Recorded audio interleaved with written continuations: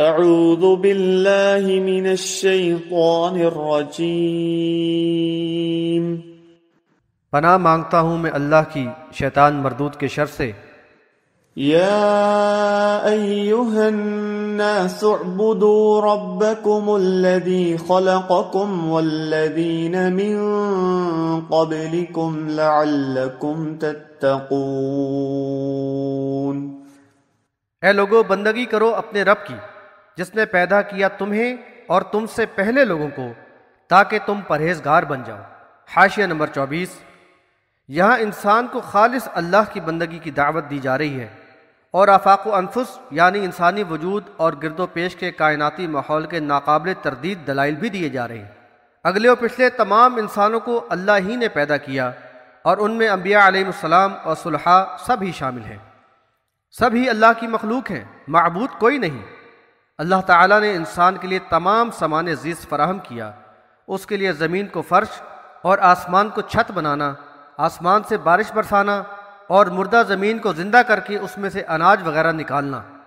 غرض یہ کہ انسان کی ساری ضروریات اللہ ہی پوری کرتا ہے، اور تمام نعمتیں اسی کی عطا کردہ ہیں، کسی اور میں ان کا کوئی حصہ نہیں۔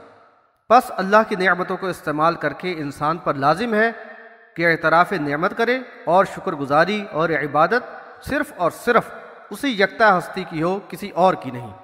اللہ کی زمین پہ رہنے، اس کی ہواؤں میں سانس لینے اور اس کا دیا ہوا کھانے کے بعد شکر گزاری اور عبادت کسی اور کی کرنا اپنے مالک سے بے وفائی اور غداری ہے۔ الذي جعل لكم الأرض فراشا والسماء بناء وأنزل من السماء ماء فأخرج به من الثمرات رزقا لكم فلا تجعلوا لله أندادا وأنتم تعلمون۔ وہی ہے جس نے تمہارے لیے زمین کو فرش بنایا اور آسمان کو چھت، اور آسمان سے پانی برسایا، پھر اس سے تمہارے لیے پھل پیدا کر کے رزق فراہم کیا، تو اب جانتے بوجھتے تم اللہ کا کوئی ہمسر نہ بناؤ۔ حاشیہ نمبر 25۔ جنوں انس اور ملائکہ وغیرہ میں نہ تو کوئی اس کی اولاد ہے اور نہ اس کی ذات کا ٹکڑا یا جزو، اور نہ ہی کوئی کائنات کے انتظام و اقتدار میں اس کا شریک ہے، بلکہ سب ہی اس کی مخلوق ہے، بحوالہ سورہ الفرقان آیت نمبر 2۔ اس کے آگے انتہائی بے بس و عاجز ہیں، اور سب اسی کے در کے سوالی ہیں، بحوالہ سورہ الرحمن آیت نمبر 29۔ بلا شبہ یہ بڑا ظلم ہے کہ بے بس مخلوق کو عظیم و قدیر اور خالق و مالک کائنات رب ذوالجلال کا ند یا ہمسر ٹھہرا کر داتا، مشکل کشا، غوث، غریب نواز یا بندہ پرور جیسے القاب دے کر اللہ کے ساتھ شریک کیا جائے، ان سے خیر و برکت یا نفع و نقصان یا اولاد ملنے کی امید رکھی جائے، ان کو غائبانہ پکارا جائے، ان کے آستانوں اور مزاروں پر حاضری دی جائے، وہاں چادریں چڑھائی جائیں، نذرانے پیش کیے جائیں، زندہ یا مردہ ہستیوں کی پیدائش و موت کے دن عقیدت مندی کے ساتھ منائے جائیں، ان کے نام کی نظر و نیاز کی جائے، سبیلیں لگائی جائیں۔ غرض یہ اللہ کی ذات، صفات و اختیارات میں شریک کر کے کسی بھی قسم کی جانی و مالی عبادت اللہ کے سوا دوسری ہستیوں کے لیے کرنا گویا ان کو اللہ کا ند بنانا ہے۔ یہ شرک ہے، اور شرک ظلم عظیم ہے، بحوالہ سورہ لقمان آیت نمبر 13۔ اور شرک پہ مرنے والے پر جنت حرام ہے، بحوالہ سورہ المائدہ آیت نمبر 72۔ وَإِن كُنتُمْ فِي رَيْبٍ مِّمَّا نَزَّلْنَا عَلَىٰ عَبْدِنَا فَأْتُوا بِسُورَةٍ مِّن مِّثْلِهِ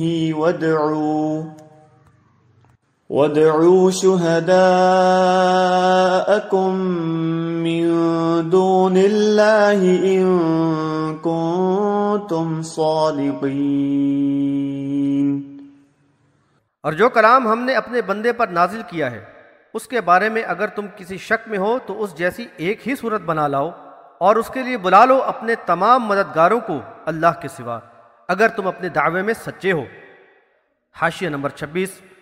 ایمان و توحید کی دعوت کے بعد اب رسالت کی تصدیق اور قرآن کی حقانیت پر پختہ دلیل ایک چیلنج کی شکل میں پیش کی گئی ہے۔ کلام ربانی کی فصاحت و بلاغت اور اثر انگیزی کے تو کفار و مشرکین بھی معترف تھے، لیکن پھر بھی طرح طرح کے اعتراض کرتے تھے، کیونکہ آبائی دین سے ہی چمٹے رہنا چاہتے تھے۔ کبھی کہتے تھے کہ یہ باتیں گھڑی ہوئی ہیں، محمد صلی اللہ علیہ وسلم دوسروں سے سیکھ کر بیان کر دیتے ہیں، بحوالہ سورہ الفرقان آیت نمبر 4۔ اس پر ان کو چیلنج دیا گیا کہ اگر تمہارے خیال میں یہ انسانی کلام ہے تو تم سب مل کر قرآن کے ہم پلہ ایک صورت ہی پیش کر کے دکھاؤ، اور اگر تم پیش نہ کر سکے اور فی الواقع تم کبھی بھی نہ کر سکو گے تو جان لو کہ یہ دعوت حق ہے، پھر اللہ سے ڈرو کہ حق کی مخالفت کر کے تم اپنے آپ کو اس آگ کا مستحق ٹھہرا رہے ہو جس کا ایندھن تمہارے جیسے مخالفین حق انسان اور پتھر ہے، اور جو کفار کے لیے ہی تیار کی گئی ہے۔ فَإِن لَّمْ تَفْعَلُوا وَلَن تَفْعَلُوا فَاتَّقُوا النَّارَ الَّتِي وَقُودُهَا النَّاسُ وَالْحِجَارَةُ أُعِدَّتْ لِلْكَافِرِينَ۔ پھر اگر تم یہ کام نہ کر پائے اور ہرگز نہ کر پاؤ گے تو ڈرو اس آگ سے جس کا ایندھن انسان اور پتھر ہوں گے، جو تیار کر لی گئی ہے کافروں کے لیے۔ وَبَشِّرِ الَّذِينَ آمَنُوا وَعَمِلُوا الصَّالِحَاتِ أَنَّ لَهُمْ جَنَّاتٍ تَجْرِي مِن تَحْتِهَا الْأَنْهَارُ كُلَّمَا رُزِقُوا مِنْهَا مِن ثَمَرَةٍ رِزْقًا قَالُوا هَذَا الَّذِي رُزِقْنَا مِن قَبْلُ وَأُتُوا بِهِ مُتَشَابِهًا وَلَهُمْ فِيهَا أَزْوَاجٌ مُطَهَّرَةٌ وَهُمْ فِيهَا خَالِدُونَ۔ اور اے نبی، جو لوگ ایمان لے آئے اور جنہوں نے نیک عمل کیے ان کو بشارت دے دو ان جنتوں کی جن کے نیچے نہریں بہہ رہی ہیں۔ جب انہیں وہاں سے کوئی پھل دیا جائے گا تو کہیں گے کہ یہ تو وہی ہے جو اس سے پہلے ہمیں دیا گیا تھا، اور وہاں ان کو ملتے جلتے پھل ملیں گے، اور ان کے لیے وہاں پاکیزہ بیویاں ہوں گی، اور وہ وہاں ہمیشہ رہیں گے۔ حاشیہ نمبر 27۔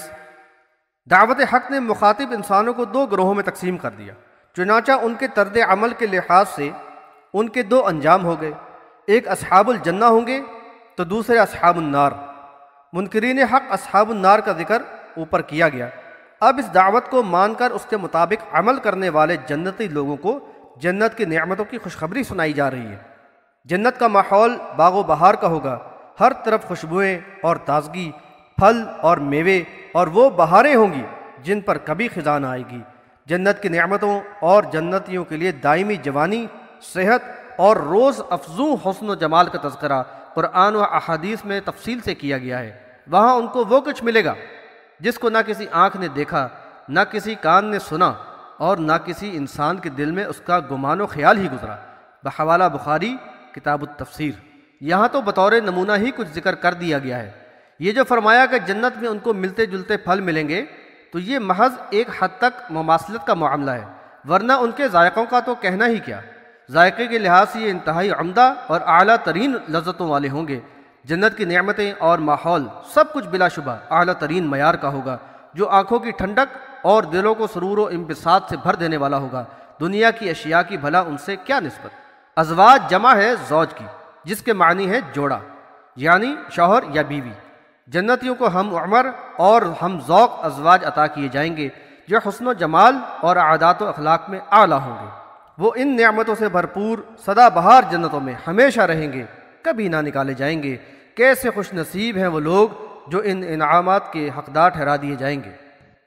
ان اللہ لا يستحيي ان يضرب مثلا ما بعوضة فما فوقها فأما الذين آمنوا فيعلمون أنه الحق من ربهم وأما الذين كفروا فيقولون ماذا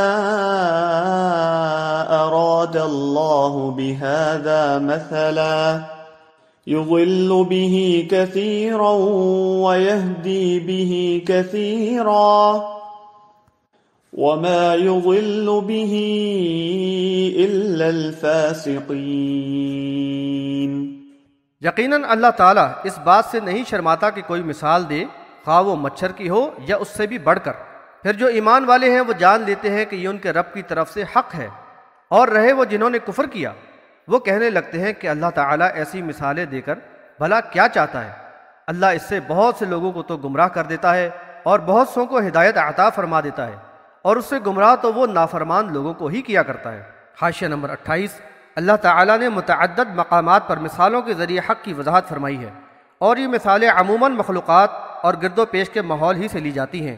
اس پہ منکرین حق کا اعتراض کہ اگر یہ ربانی کلام ہوتا تو اس میں ایسی حقیر مثالیں نہ دی جاتی، محض جہالت پر مبنی ہے۔ مخلوق تو حقیر سے حقیر ہو یا عظیم سے عظیم، بہرحال مخلوق ہی ہے، اور اللہ تعالیٰ کی قدرت کاملہ کا لاسانی شاہکار، وہ اپنے حکمت عملی بالغہ کے مطابق وہی مثال دیتا ہے جو بات سمجھانے کے لیے زیادہ سے زیادہ مؤثر اور کارگر ہو، خواہ وہ مکڑی و مچھر کی مثال ہو یا اونٹ کی۔ البتہ اس طرح کھرے اور کھوٹے الگ ہو جاتے ہیں۔ ایمان والے تو اس کو اس کے دلائل اور لب و لہجہ سے فوراً پہچان لیتے ہیں اور اس کو حق مان کر دل و جان سے قبول کر لیتے ہیں، اور یہ مثالیں ان کے ایمان و یقین کی تقویت کا سبب بنتی ہیں، جبکہ کج فکر منکرین و منافقین اعتراضات کے ذریعے اپنے نفس کو مطمئن کرتے ہیں۔ اس طرح یہ انداز بعض کے لیے تو ہدایت اور ایمان میں اضافے کا سبب بن جاتا ہے، جبکہ گمراہی کا ذوق رکھنے والوں کی اکثریت اس سے گمراہ ہو جاتی ہے، اور یہ گمراہی کی نفسیات رکھنے والے عادی نافرمان یعنی فاسق و فاجر ہی ہوا کرتے ہیں۔ الذين ينقضون عهد الله من بعد ميثاقه ويقطعون ما أمر الله به أن يوصل ويفسدون في الأرض أولئك هم الخاسرون۔ جو اللہ سے پختہ عہد باندھنے کے بعد توڑ دیتے ہیں اور جن رشتوں کا اس نے جوڑنے کا حکم دیا ہے اس کو کاٹتے ہیں اور زمین پر فساد برپا کرتے ہیں، در حقیقت یہ لوگ نقصان اٹھانے والے ہیں۔ حاشیہ نمبر 29۔ یہ نافرمان اور بدکردار جن کی نشاندہی پچھلی آیت میں کی گئی، آخرت کی جواب دہی سے غافل، خود غرض اور دنیا کے حریص ہوتے ہیں۔ اپنے مفادات کے لیے اللہ سے کیے ہوئے بندگی کے پختہ عہد کو توڑتے رہنا اور قطع رحمی، حقداروں کی حقوق غصب کرنا، اقربا کے ساتھ اجنبیوں اور غیروں کا سا سلوک کرنا ہی ان کا وتیرہ ہوتا ہے، اور اس سے زمین میں فساد ہی فساد پھیلتا ہے۔ اللہ تعالیٰ نے انسانوں کے باہمی تعلقات، صلہ رحمی اور ایثار و انفاق پر انسانی معاشرے کے نظام کو قائم کیا ہے، بحوالہ سورہ الحجرات آیت نمبر 13۔ خود غرضی اور حقداروں کی حق تلفی کے غیر انسانی رویے سے تو محبت و اخوت کی جگہ باہمی منافرت و عداوت پیدا ہوتی ہے، جو معاشرے میں فتنہ و فساد کا سبب بنتی ہے۔ ان نافرمان لوگوں نے کفر و منافقت کی روش اپنا کر ایمانداروں سے الگ راستہ اختیار کیا ہے، چند روزہ دنیاوی مفادات کے لالچ میں دائمی فلاح کو داؤ پر لگا دیا ہے۔ یہاں چند الفاظ میں ان فاسقوں کی قابل مذمت صفات کو بیان کر دیا گیا ہے جو انہیں دنیا اور آخرت کے خسارے میں مبتلا کرنے والی ہیں۔ كيف تكفرون بالله وكنتم أمواتا فأحياكم ثم يميتكم ثم يحييكم ثم إليه ترجعون۔ تم کیوں کر اللہ کا کفر کرتے ہو جبکہ تم مردہ یعنی معدوم تھے، تو اس نے تمہیں زندگی دی، پھر تمہیں موت دے گا، پھر دوبارہ زندہ کرے گا، پھر اسی کی طرف لوٹائے جاؤ گے۔ حاشیہ نمبر 30۔ انسان کے وجود، اس کے اسباب و وسائل اور دنیا اور آخرت کا سارا معاملہ اللہ ہی کے ہاتھ میں ہے، اور ایک دن جواب دہی کے لیے اسی کے پاس پیش ہونا ہے۔ پھر بھلا یہ انسان اس حقیقت سے نگاہیں کیسے پھیر سکتا ہے؟ کسی بھی منکر حق و ملحد کا کفر کی روش اختیار کرنا حقائق سے کھلی چشم پوشی ہے، گویا آنکھیں بند کر کے روز روشن کا انکار ہے۔ یہاں دو موتوں اور دو زندگیوں کا تذکرہ ایمان و عقیدے کے ایک اہم مسئلے کی نشاندہی کرتا ہے۔ سورہ المومن آیت نمبر 11 میں صراحت کے ساتھ اس کا ذکر ہے، اور قرآن کی متعدد محکم آیات سے اس کی تائید ہوتی ہے۔ مثال کے طور پہ ملاحظہ ہو سورہ المؤمنون آیت نمبر 15 اور 16۔ جسد عنصری کی دو زندگیوں سے مراد ایک یہ دنیاوی زندگی ہے جس کا دورانیہ پیدائش سے لے کر موت تک ہے، اور دوسری زندگی روز قیامت کی زندگی ہوگی، جبکہ دو موتوں سے مراد ایک پیدائش سے پہلے کا عرصہ یعنی عدم، اور دوسری موت دنیاوی زندگی کے اختتام سے لے کر قیامت تک کا عرصہ۔ موت کے وقت روح جسم سے نکل جاتی ہے اور قیامت تک اس جسد عنصری یعنی مردہ لاشی سے جدا رہتی ہے، بحوالہ سورہ الزمر آیت نمبر 42۔ خواہ مردہ جسم قبر میں ہو، جلا دیا جائے، کسی جانور کی غذا بنے یا کسی بھی حادثے کا شکار ہو، قرآن و حدیث کے مطابق جسم گل سڑ کر مٹی میں ہی مل جاتا ہے، لیکن عجب الذم یعنی ریڑھ کی ہڈی کا پچھلا حصہ باقی رہتی ہے۔ اسی پر قیامت کے دن اللہ تعالیٰ نئے سرے سے وہی جسد عنصری بنا کر اس میں روح ڈال دے گا۔ یہ تو ہے قرآن و حدیث پر مبنی عقیدہ۔ اس کے برعکس قبر میں مردہ لاشیں میں قیامت سے پہلے عوض روح یعنی روح لوٹانے کا عقیدہ قرآن و صحیح حدیث کے بالکل ہی خلاف ہے۔ کس قدر حیرت کی بات ہے کہ عوض روح کے مذکورہ نظریے کو 3 صدی کی سربراوردہ شخصیت احمد بن حنبل نے اس امت میں سب سے پہلے ایمان و عقیدے کے طور پر پیش کیا۔ چنانچہ فرمایا، ملک الموت کی ارواح کو قبض کرنے، پھر ارواح کے قبروں میں موجود جسموں میں لوٹائے جانے پر ایمان لانا ضروری ہے تاکہ ایمان و توحید کے بارے میں ان سے سوال کیا جائے۔ بحوالہ طبقات حنابلہ جز اول صفحہ 316 اور کتاب الصلاۃ صفحہ نمبر 55 اردو طبع سعودی عرب۔ پھر ان کے ماننے والوں خصوصاً ابن تیمیہ و ابن قیم نے اس باطل عقیدے کو منکر و موضوع روایات کے سہارے مزید آگے بڑھایا۔ جلال الدین سیوطی ابن تیمیہ کا قول نقل کرتے ہیں، الاحادیث متواترۃ علی عود الروح فی البدن وقت السؤال، یعنی سوال کے وقت روح کے بدن کی طرف لوٹنے کی حدیثیں متواتر ہیں۔ بحوالہ شرح الصدور صفحہ نمبر 60 اور بحوالہ تسقین الصدور صفحہ نمبر 127۔ اور ابن قیم فرماتے ہیں، بل تعاد الروح الیہ اعادۃ غیر اعادۃ المالوفۃ فی الدنیا یسأل ویمتحن فی قبرہ فہذا حق ونفیہ خطا، یعنی جس میں روح بدن کی طرف لوٹائی جائے لیکن یہ اعادہ دنیا کی معہود زندگی کے اعادے کے علاوہ ہوتا کہ قبر میں اس سے سوال اور امتحان ہو سکے تو ایسی حیات حق ہے اور اس کی نفی غلط۔ بحوالہ کتاب الروح صفحہ نمبر 52 ابن قیم اور بحوالہ تسکین الصدور صفحہ نمبر 127۔